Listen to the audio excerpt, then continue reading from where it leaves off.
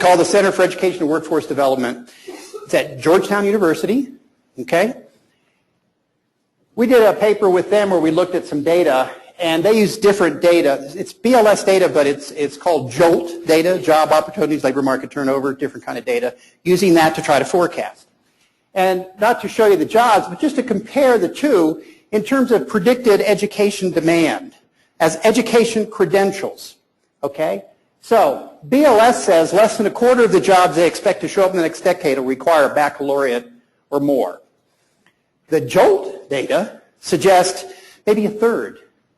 So reality based on these are somewhere in between, quarter and a third, you can assume. And then they break them out differently. Tony's group lumped a lot of stuff into what they called post-secondary credential, but less than 4-year. And so 30%. And that's everything from a 10-week welding certificate to a 2-year registered nurse, and everything in between. My oldest son, I've got a collection of kids, and every time I move, I don't give them a forwarding address. I change my phone number. Those little buggers find you anyway. Hey, Dad, I need help with the rent. So he goes to University of Minnesota, I sure you betcha, comes out with a degree in urban planning, can't find a job to save his life, 7 weeks in training to become a railroad conductor, making more money than his mother ever made as a teacher, or I ever made as a teacher. 7 weeks, 10 weeks, 2 years. That's in that 30%. But the newspapers, who contain people who know nothing about statistics, took that and said, look, 63, that's almost 66. 2/3 of the job openings will require college. Left it that way. Those were the headlines when this first came out. Everybody, you say college, they think, Harvard. And so that, again, led to a lot of conversation about, we got to get more kids into college, thinking Harvard, University of New Mexico, and so forth. However, projections are fraught with challenges. You may not know this, but have a moment for the king. Thank you. Thank you very much. Okay, that's why I'm not, thank you. Yeah. It'll go faster if you either laugh or applaud, okay? Otherwise, this is why I'm here, not in Vegas. There were 37 Elvis impersonators. Most recent data suggests there are at least 48,000 people who report income as an Elvis impersonator. If we use VLS projection techniques, this means 1 in 3 of you will be an Elvis impersonator. So 1, 2, 3, Eric. 1, 2, 3, ma'am, pay attention. 1, 2, 3, ma'am, 1, 2, 3. And it works because if you've been to Vegas lately, you realize this is a non-gender specific occupation, which creates lots of confusion about 3 a.m. coming out of the bars, I've heard. Point is simply this. Projections are projections.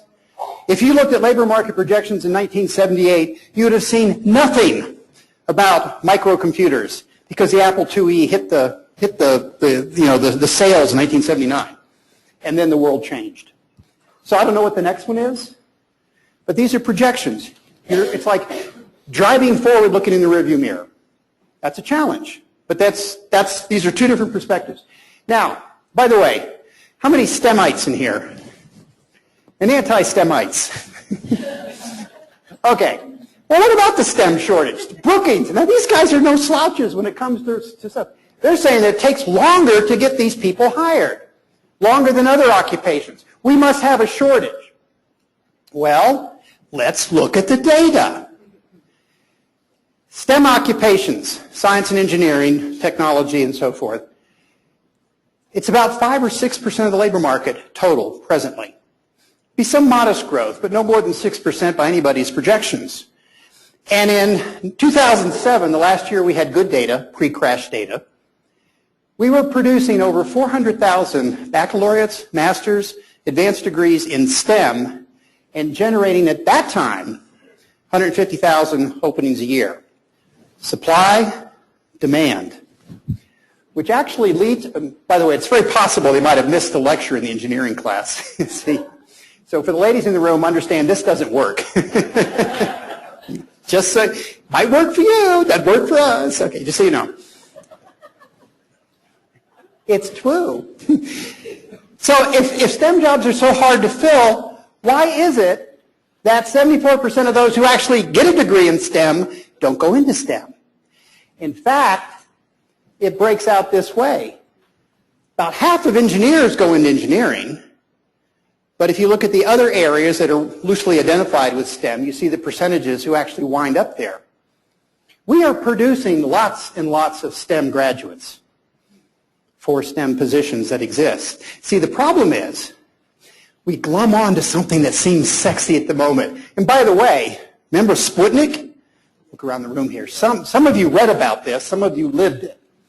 When I was in elementary school, those pesky commies sent a grapefruit-sized object into space and punched a hole in the atmosphere that was going to suck all the oxygen out. And I know that because I read the National Enquirer when my mom was in the supermarket. I was a precocious reader as a child. We had to have rocket scientists. So in 1957, Sputnik, little commie plot went up there.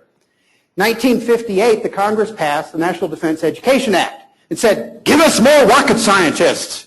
In 1962, after just a few years, business went to President Kennedy and said, Prez, this is all well and good, but A, we only need a few rocket scientists, and B, nobody knows how to work. That led to the 1963 Vocational Education Act, which we are still amending today. We call it Perkins. Did you know that? Didn't? Okay, it's on the test. Take a note. It'll be on the final. We're going to follow No Child Left Behind here. Take notes. Point is this. What they ignored was the fact, the reason the Russians beat us into space, this is Stone's theory of rocket science. At the end of World War II, the Russians captured more German scientists than we did. We got Wernher von Braun. We got one guy. They got hundreds. And the Germans were building lots of rockets. So they beat us into space. Ignored that. Had to have all these rocket scientists. So we've been here before. This is like deja vu all over again, as George Carlin would say. So you've seen headlines. Skills gap, right? Skills gap. So what do you think of when you say skills gap? What are you thinking of when you hear that headline? Individuals are not well suited to the job market that's in demand. Okay. All right. What do you think of? You're right. Oh, God. Yeah. I choose C. Okay. Have you guys seen that, by the way? Google it. I choose C. It's a little poorly made animated video, but it's hysterical. A little girl interviewing for a job, and the employer asks her questions, and at one point she looks around. He goes, what you doing? He says, I'm looking for somebody to think pair share with. And then he asks another question. He goes, I choose C. He goes, C? Why do you choose C? Because I had a teacher who said if you didn't know the answer, most likely it's C. No Child Left Behind. This is what we're training. Point is that, yes, you're right. Business Roundtable did a survey, 2009. They've updated it, expanded it, hadn't changed much. If you can't read the small print, I'll tell you what's here. Survey of businesses across the country. What is in most severe deficit? Personal accountability for work, self-motivation, work ethic, punctuality, time management, professionalism, and adaptability. In fact, you have to go down the list, oral communications, reading, and then quantitative reasoning, not algebra 2, but quantitative reasoning, before you hit things that are remotely academic. This is the skills gap. This is what business tells us. Peter Capelli, who's an economist at the Wharton School of Business. By the way, do take notes, because I like that. I'm a college professor. It makes me feel good. I will make these available to Eric or Jinxie when we're all done, so you can get a copy of all this stuff, because this is fine print, and I couldn't do anything different. Capelli says that it's not a skills gap. It's a wage gap. We have a shortage, raise the wages. Supply and demand, right? Ain't happening. There's some reasons for that. And it's a training gap.